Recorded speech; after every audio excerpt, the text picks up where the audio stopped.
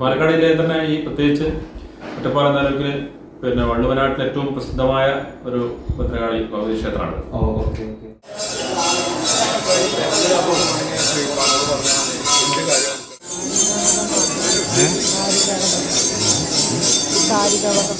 ക്ഷേത്രം വരുന്നത് അപ്പൊ അന്ന് അരുവിയായിട്ട് പരിണമിച്ച സ്ഥലമാണ് ഇപ്പോഴത്തെ ക്ഷേത്രക്കുളം. ക്ഷേത്രക്കുളം കാണുന്നത് അന്ന്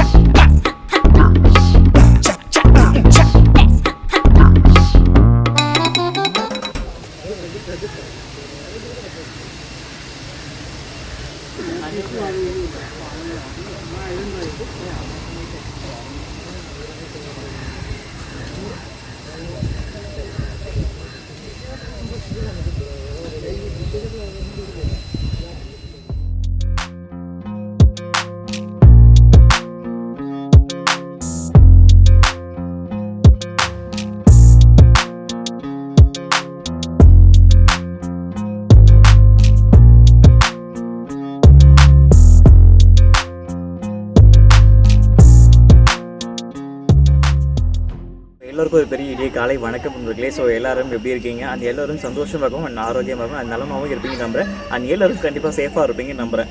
ஸோ இன்றைக்கான கோவில் பதிவு எங்கே அப்படின்னு பார்த்தீங்க அப்படின்னா நண்பர்களே, நம்மளுடைய பாலக்காடு மாவட்டம் தான். ஸோ ஆல்ரெடி நம்ம பாலக்காட்டில் லாஸ்ட் வீக் வந்து பார்த்தீங்க அப்படின்னா பெருமாங்கோடு அப்படின்னு சொல்லக்கூடிய ஒரு விஷ்ணு டெம்பிள் பார்த்தோம். ஸோ அந்த டெம்பிளுக்கு கிட்டத்தட்ட ஒரு 1 கிலோமீட்டர் பக்கம் தான். ஸோ அந்த டெம்பிள் தான் இந்த கோவில் நம்ம இப்போ வந்துக்கூடிய இந்த கோவில் ரொம்பவே பக்கம் தான். ஆல்மோஸ்ட் பார்த்தீங்க அப்படின்னா பாலக்காடு ஒரு 42 கிலோமீட்டர்ஸ் வரும். ஸோ இந்த 42 கிலோமீட்டர்ஸ் பகுதியில் இருக்கக்கூடிய ஒரு மங்கலாங்குன்னு அப்படின்னு சொல்லக்கூடிய ஒரு மலைத்தொடர்கள், அதாவது மங்கலாங்குன்னு அப்படின்னு சொல்லக்கூடிய ஒரு ஏரியா. ஆக்சுவலாக இந்த இடத்தோட பேர் வந்து பார்த்திங்கன்னா மங்கலாங்குன்னும். ஸோ சுற்றிலும் பார்த்திங்கன்னா அதிகமான மலைத்தொடர்கள் பார்த்துருப்பீங்க, ஸ்டார்டிங்லேயே பார்த்துருப்பீங்க. ஸோ இந்த மலைத்தொடருக்கு மத்தியில் ஒரு நடுவில் ஒரு கோவில் இருக்குது அப்படின்னு பார்த்திங்கன்னா அது என்ன கோவில்னு பார்த்திங்கன்னா பரியானம்பற்றா பகவதி அப்படின்னு சொல்லுவாங்க. ஸோ ஒரு பகவதி க்ஷேத்திரம் தான் நண்பர்களே இந்த மலைத்தொடருக்கு மத்தியில் இந்த மங்கலாங்குன்னு பகுதியிலேயே அமைஞ்சிருக்கு. ஸோ இந்த கோவிலை பற்றின விசேஷங்களும் சரித்திரங்களும் தொடர்ந்து தெரிஞ்சுக்கலாம். அண்ட் தொடர்ந்து வீடியோவை ஸ்கிப் பண்ணாமல் பாருங்கள்.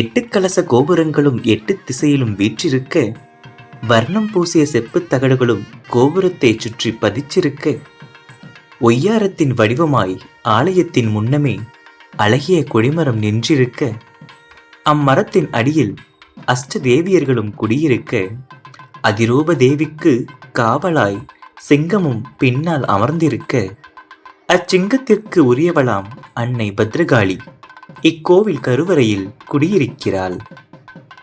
8 கலசத்தின் நடுவே 9வது கலசமாய் ஜோதியாய் சிம்ம வாகினியாய் உருவெடுத்தவள் இதோ பத்ரகாளி என்ற ஸ்வரூபத்தில் பரியானம்பற்றா பகவதி என்ற பெயரில் அன்போடும் அழகோடும் காட்சி தருகிறாள். பரியானம்பற்றா பாலக்காட்டிலும் வள்ளுவ நாட்டிலும் புகழ்ந்து பேசப்படும் ஒரு புனித ஸ்தலமாகும். சுமார் 40 கிலோமீட்டர் தொலைவில் பாலக்காட்டிலிருந்து அமைந்துள்ள இத்தலத்தில் பல நூறு வருடங்களாக அன்னை பகவதி பாலக்காட்டு பத்ரகாளி என்ற பெயரோடும் பரியானம்பற்றா பகவதி என்ற பெயரோடும் அழைக்கப்பட்டு வருகிறாள். பத்ரகாளி ரூபத்தில் 4 கரங்களோடு பெரிய வடிவில் அமர்ந்து காட்சி தருகிறாள்.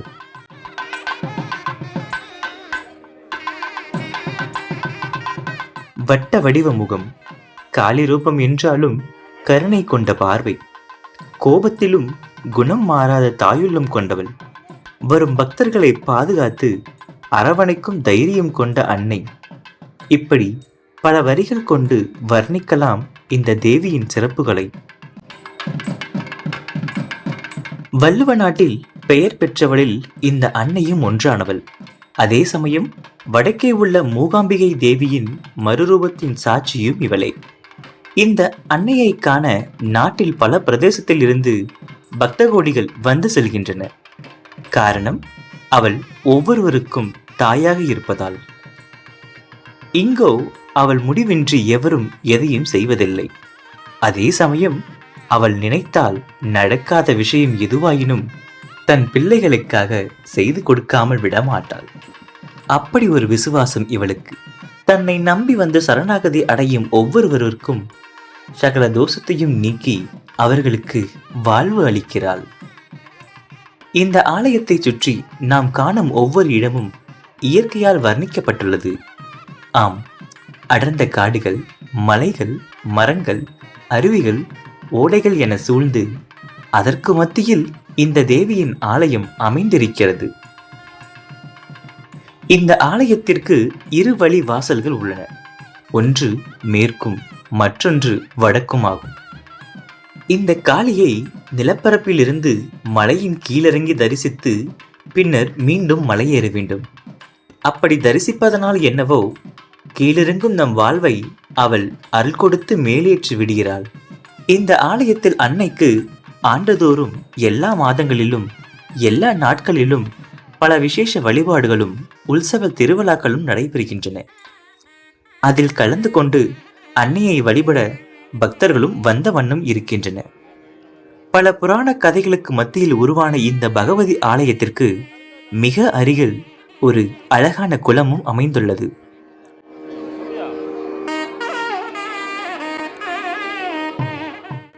இங்கு எல்லா நாட்களிலும் உச்சிகால பூஜையில் வெளிச்சப்பாடு என்ற பூஜை நிகழ்வும் நடைபெறுகின்றன. இப்பூஜை வழிபாடு பக்தர்கள் மத்தியில் பெரிதாகவும் பார்க்கப்படுகிறது. பொதுவாக தாயிற்கும் பிள்ளைக்கும் ஒரு பிணைப்பு இருக்கும். அதுபோலத்தான் இந்த அன்னைக்கும் பக்தருக்கும் உள்ள பிணைப்பு அங்கு வரும் ஏராளமான மக்களின் கண்களிலும் உள்ளத்தின் வாயிலாகவும் நம்மால் அறிய முடியும். இப்படி இருக்கையில் கைகூப்பி தொழும் நம்மை தன் 2 கரம் கொண்டு தூக்கி வாழ்வில் நல்வரவுகளை அளிக்கும் இந்த பரியானாம்பட்டா பகவதி என்னும் பத்ரகாளி ஆலயத்திற்கு நாம் அனைவரும் சென்று அவள் அரவணைப்பில் துன்பமின்றி அவள் மடியில் துயில் கொள்வோம். அம்மே நாராயணா. அதாவது வணக்கம் நண்பர்களே. அதாவது இன்னைக்கு நம்ம எங்க வந்திருக்கோம் பார்த்தீங்க அப்படின்னா, அதாவது மங்கலாங்குன்னு பகுதியில் இருக்கக்கூடிய பரியானாம்பட்டா பகவதி கஷேத்திரம் அப்படின்னு சொல்லிட்டு வந்திருக்கோம். ஆக்சுவலாக இந்த கோவில் வீடியோ எடுத்து பர்மிஷன் கொடுத்து யாரும் பார்த்தீங்கன்னா நம்மளோட டீம், அதாவது மலபாத வசனம் இருக்கக்கூடிய எக்ஸிக்யூட்டிவ் ஆஃபீஸர், செக்ரட்டரிஸ் எல்லாமே இருக்காங்க. ஸோ இவங்க கிட்ட இந்த கோவில் பற்றி சரித்திரங்கள் விஷயத்தையும் தெரிஞ்சுக்கலாம். ஸோ முதல்ல நமஸ்காரம் ஏட்டா. നമസ്കാരം സാർ. നിങ്ങളുടെ പേര് ഏട്ടാ? പേര് സജീവൻ. മലബാർ ദേവസ്വം ബോർഡ് എക്സിക്യൂട്ടീവ് ഓഫീസറാണ്. ഇവിടെ മാനേജറായിട്ട് വർക്ക് ചെയ്യുന്നു. ഓക്കെ. നിങ്ങളേട്ടാ? മനോജ് കുമാർ. മനോജ് കുമാർ, ട്രസ്റ്റി ബോർഡ് ചെയർമാനാണ്. Trustee board chairman. നിങ്ങളേട്ടാ? രാജേഷ്, ഇവിടുത്തെ സീനിയർ ക്ലർക്കാണ്. ഓക്കെ. രാജേഷ്. നിങ്ങളേട്ടാ? ഞാൻ രാജഗോപാലൻ, ട്രസ്റ്റി ബോർഡ് മെമ്പറാണ്. രാജഗോപാലൻ മെമ്പർ. ഓക്കെ. അതായത് ഏട്ടാ, ഈ പരയാനംപെട്ട ഭഗവതിന്റെ ക്ഷേത്രത്തിന് ചരിത്രവും ഈ വർഷം, അതായത് എത്രയുള്ള വർഷം പഴക്കമുള്ളത് ഈ നമ്പർ? ക്ഷേത്രത്തിന് 1400 വർഷത്തിന് മേലെ പഴക്കമുള്ള അമ്പലമാണ്. ഒരു ഭഗവതി ക്ഷേത്രമാണ്. ഭദ്രകാളി ക്ഷേത്രമാണ്. ഭദ്രകാളി ക്ഷേത്രമാണ്. ഓക്കെ. പഴയകാലത്ത് ഇവിടെ ഭദ്രകാളി സങ്കല്പത്തിൽ തന്നെയുള്ള പൂജാവിധികളായിരുന്നു നടന്നു വന്നിരുന്നത്. അതിനുശേഷം അന്ന് പൂജ നടത്തിയിരുന്നത് ബ്രാഹ്മണ സങ്കല്പത്തിലുള്ള പൂജാ സമിതി ആയിരുന്നില്ല. അതെ, ശാക്തേയ രീതിയിലുള്ള പൂജാ സംവിധാനമായിരുന്നു ഉണ്ടായിരുന്നത്. പിന്നെ പിന്നീട് അത് ഒരു അഷ്ടമംഗല പ്രശ്നമൊക്കെ നടത്തിയതിനു ശേഷം അവിടെ സംവിധാനത്തിലേക്ക് മാറ്റം വന്നു. ഇപ്പോൾ കുറെ വർഷങ്ങളായിട്ട് ഇവിടെ ബ്രാഹ്മണ പൂജയാണ്. മറ്റു കാലങ്ങളിൽ ഈ മണ്ഡലകാലത്ത് മാത്രമാണ് ഈ ബ്രാഹ്മണ പൂജ ഉണ്ടായിരുന്നത്. ബാക്കി എല്ലാ കാലങ്ങളിലും ഈ കുളങ്ങര നായന്മാർ എന്ന ഒരു പൂജാരിമാരാണ് പൂജ നടത്തിയിരുന്നത്. പാലക്കാട് ജില്ലയിൽ തന്നെ ഈ പ്രത്യേകിച്ച് ഒറ്റപ്പാലം താലൂക്കിൽ പിന്നെ വള്ളുവനാട്ടിൽ ഏറ്റവും പ്രസിദ്ധമായ ഒരു ഭദ്രകാളി ഭഗവതി ക്ഷേത്രമാണ്. ക്ഷേത്രത്തെ സംബന്ധിച്ചോളം നാനാദിക്കുകളിൽ നിന്നും കേരളത്തിനകത്തു നിന്നും പുറത്തു നിന്നും തിരിച്ച് തമിഴ്നാട്ടിൽ നിന്നൊക്കെ നിരവധിയായ ഭക്തജനങ്ങൾ അമ്മയെ കാണാൻ വേണ്ടി ഇവിടെ എത്തിച്ചേരുന്നു. പ്രധാനപ്പെട്ട വഴിപാടുകളായിട്ട് നമുക്കിവിടെ ഈ ശാന്താട്ടം പ്രധാന വഴിപാടാണ്. പൂമുടൽ എന്ന് പറഞ്ഞാൽ ഭഗവതിയുടെ ബിംബത്തെ പൂ കൊണ്ട് അർച്ചിച്ചിട്ട് അത് മൂടും. ഭഗവതിയുടെ ബിംബത്തെ പൂർണ്ണമായിട്ടും പൂ കൊണ്ട് മൂടുന്ന ഒരു സംവിധാനമാണ്. അതിന്റെ കൂടെ തന്നെ അർച്ചനയും തന്ത്രപൂജയൊക്കെ ആയിട്ട് ഒരു പ്രധാനപ്പെട്ട പൂജയാണ് ഇവിടുത്തെ. അത് ആൾക്കാർ അഭീഷ്ട കാര്യങ്ങൾ സാധിക്കാൻ, ഉദ്ദിഷ്ടകാര്യ സാധ്യത്തിന് വേണ്ടിയിട്ട് ആളുകൾ ആ വഴിപാട് പ്രധാനമായിട്ടും കഴിക്കുന്നത്. പ്രാർത്ഥനയുമായി ബന്ധപ്പെട്ട് ആളുകൾ കാര്യങ്ങൾ നടക്കാൻ വേണ്ടി, അല്ലെങ്കിൽ അവർക്ക് ആഗ്രഹം നടക്കാൻ വേണ്ടി, കല്യാണം നടക്കാൻ വേണ്ടി, ജോലി കിട്ടാൻ വേണ്ടി, അങ്ങനെയൊക്കെ വിവിധ ആളുകൾ ഓരോ പ്രാർത്ഥനകളുമായിട്ട് അമ്മയെ സമീപിക്കും. അമ്മയോട് പ്രാർത്ഥിച്ച് നടപ്പിലായി കഴിഞ്ഞാൽ അവർ വന്നിട്ട് ഇവിടെ പൂമോടൽ വഴിപാട് നടത്തും. അതേപോലെ തന്നെ കളമ്പാട്ട് എനിക്ക് വളരെ പ്രധാനപ്പെട്ട വഴിപാടാണ് കളമ്പാട്ട്. കളം വരച്ചിട്ട് രൂപക്കളം, ഭഗവതിയുടെ രൂപക്കളം വരച്ച് അതില് ഭഗവതി പാട്ട് അത് പാടി, പിന്നെ കുറുപ്പൻ പാട്ട് പാടുന്ന ഒരു തസ്തിക ഉണ്ട് നമുക്ക്. അത് വൈകിട്ടാണ് ഈ കളമ്പാട്ട് നടക്കുക. അത് എല്ലാ ദിവസങ്ങളാണോ?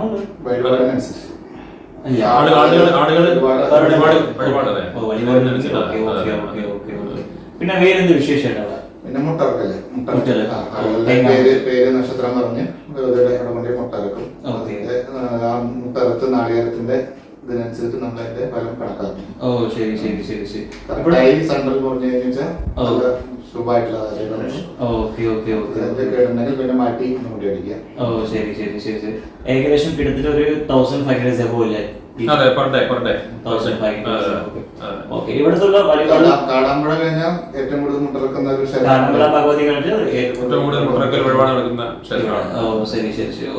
ചരിത്രം എന്ന് പറഞ്ഞാൽ പഴയ 1500 വർഷങ്ങൾക്ക് മുന്നേ എന്ന് പറഞ്ഞല്ലോ. ആ ഒരു കാലത്ത് ഇവിടുന്ന് ഒരു ബ്രാഹ്മണശ്രേഷ്ഠൻ ശ്രീ മൂകാംബിക ദേവിയുടെ അടുത്ത് പോയി ഭജനയിരിക്കുകയും അവിടെ ചെന്ന് ദേവിയുടെ അനുഗ്രഹം വാങ്ങി തിരിച്ചു വന്ന് ഒരു അരുവിയുടെ തീരത്ത് ഒന്ന് ഭജന ഒപ്പമുള്ള ആളുകളോടൊപ്പം ഭജന നടത്തിയതാണ്. അപ്പോൾ അവിടെ മൂകാംബിക പോയി തിരിച്ചു വന്ന് അവരുടെ ഭാണ്ഡം തുറന്നു നോക്കിയപ്പോൾ അതിലൊരു ചെലമ്പ് കണ്ടു എന്നുള്ളതാണ് ചരിത്രം.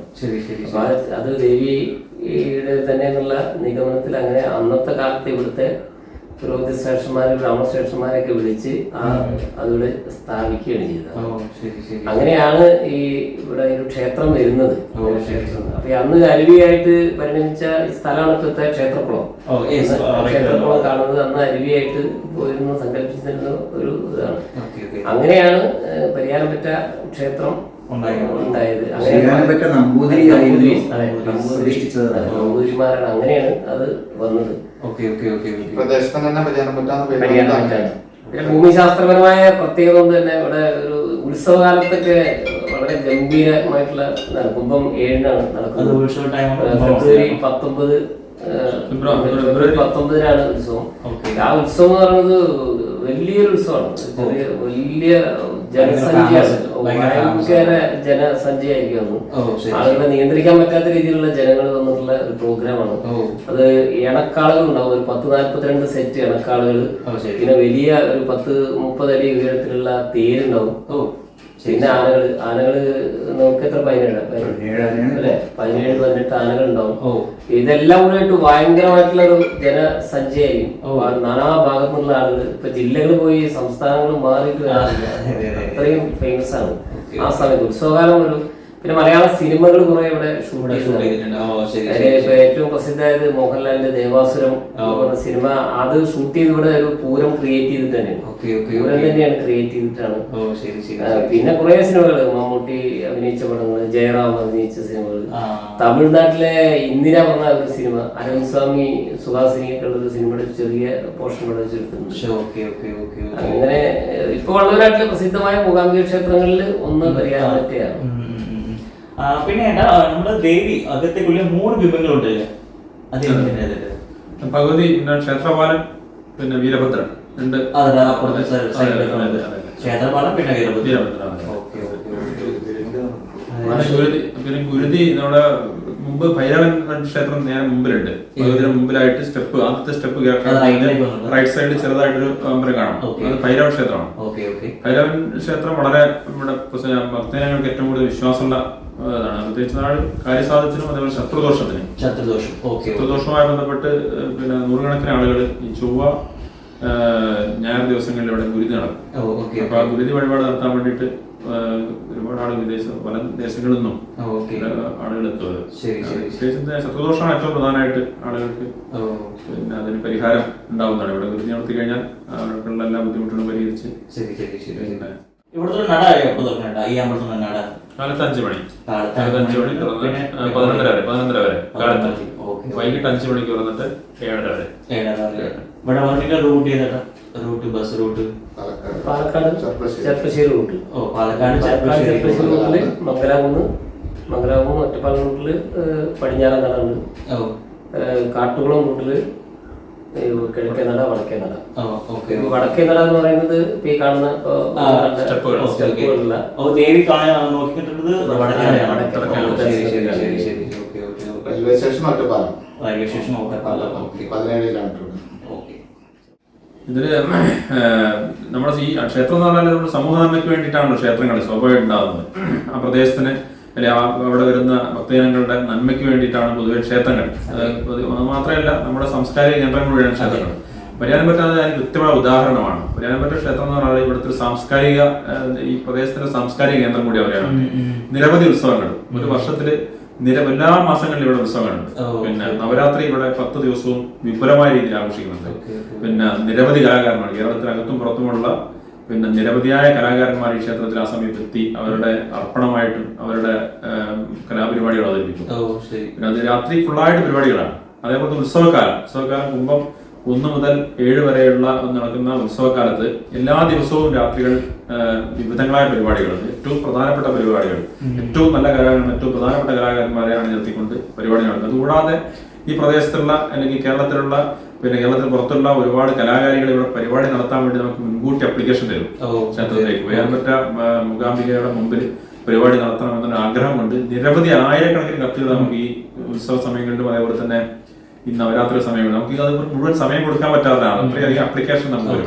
അപ്പൊ അതിൽ തന്നെ നമ്മൾ സ്ക്രൂട്ടിനി അതിന്റെ ഒരു നിശ്ചിത സമയം പുറമല്ലേ. അപ്പൊ ആ സമയത്തിനുള്ളിൽ ഒതുങ്ങുന്ന രീതിയിലുള്ള ആളുകൾക്ക് മാത്രമേ നമുക്ക് അവസരം കൊടുക്കാം. ബാക്കിയുള്ളവർക്ക് അടുത്ത വർഷം അവസരം കൊടുക്കാം. ആ രീതിയിലാണ് ചെയ്തുകൊണ്ടിരിക്കുന്നത്. അപ്പൊ അതുപോലെ ഈ സാംസ്കാരിക അതേപോലെ തന്നെ ആളുകൾക്ക് ഇവിടെ വരുന്ന ഭക്തജനങ്ങളെ സംബന്ധിച്ചിടത്തോളം അമ്മയിൽ പൂർണ്ണ വിശ്വാസമാണ്. വന്നു കഴിഞ്ഞ് അമ്മയോട് കാര്യം പറഞ്ഞു കഴിഞ്ഞാൽ അവർക്ക് നടക്കും എന്നാൽ 100% വിശ്വാസമാണ്. അതായത് മറ്റൊരു ഇതുമില്ല, എന്താ പറയാ, ഒരു കളങ്കവുമില്ലാതെ അമ്മ ഇങ്ങനെ ആൾക്കാർക്ക് അനുഗ്രഹ വർഷം ചൊരിഞ്ഞുകൊണ്ട് ഇരിക്കുകയാണ്. അതുകൊണ്ട് അത് തന്നെയാണ് ഈ ആൾക്കൂട്ടം. ഇവിടെ ഈ പറഞ്ഞ അങ്ങ് നേരത്തെ വന്നപ്പോൾ ചോദിച്ചില്ല എല്ലാ ദിവസവും ഇത്ര ആളുകൾ ഉണ്ടാവും എന്ന് ചോദിച്ചില്ല. എല്ലാ ദിവസവും ഈ ആളുകൾ ഉണ്ടാവും. അമ്മയുടെ കടാക്ഷം കാത്തുകൊണ്ടിരുന്നതാണ്. அதாவது தேவியோட அருள் பார்த்தீங்க அப்படின்னா பூரண அருள் கிடைக்கிற மாதிரி. அதாவது நான் மார்னிங் வந்தப்போ கேட்டேன் நான். ஸோ இந்த கூட்டம் வந்துட்டு எல்லா நாளுமே இருக்குமான்னு கூட கேட்டேன் நான் அவர்கிட்ட. ஸோ எல்லா நாளுமே இருக்குன்னாரு. அண்ட் மேக்ஸிமம் பார்த்தீங்க அப்படின்னா செவ்வாய், வெள்ளி அண்ட் ஞாயிற்றுக்கிழமை இன்னும் ரொம்ப அதிகமாக இருக்கும்னாங்க. ஸோ அந்த தேவி வந்துட்டு பக்தர்களுக்கு ஒரு பூரண அருள் கொடுக்கறதுனால தான் பக்தர்கள் வந்து அதிகமாக இந்த கோவிலுக்கு தேடி வரதாகவும் சொன்னாங்க. அண்ட் அது மட்டும் இல்லை, இந்த கோவிலை பற்றின விசேஷங்களையும் அண்ட் சரித்திர வரலாறுகளையும் நமக்கு சொன்னது யாருன்னு பார்த்தீங்கன்னா நம்மளுடைய டீம் தான் சொன்னாங்க. ஸோ சஜீவன் சார் கூட இருக்கிற எல்லா டீம்ஸ் எல்லாம் சொன்னாங்க. ஸோ ரொம்ப நன்றி. நிறைய விஷயங்கள் இந்த கோவில் பற்றி விஷயங்கள் பகிர்ந்துருக்கீங்க. ஸோ பார்க்குறவங்களுக்கு ஒரு பெரிய ஒரு விஷயம் கிடைச்சது ஒரு சந்தோஷமாக இருக்கும். ஸோ ரொம்ப நன்றி சார்.